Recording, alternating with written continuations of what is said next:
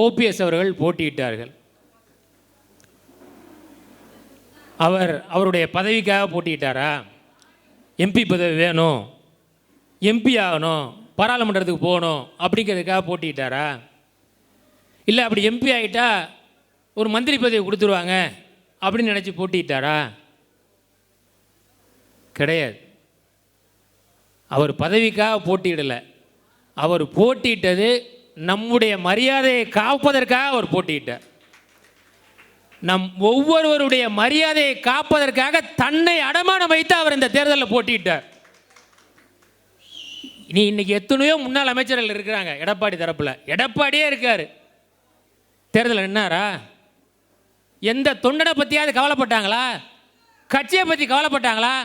யாராவது இந்த தேர்தலில் போட்டியிட முன் வந்தாங்களா? ஆனால் நமக்காக நம்ம ஐயா தேர்தலில் போட்டியிட்டார்.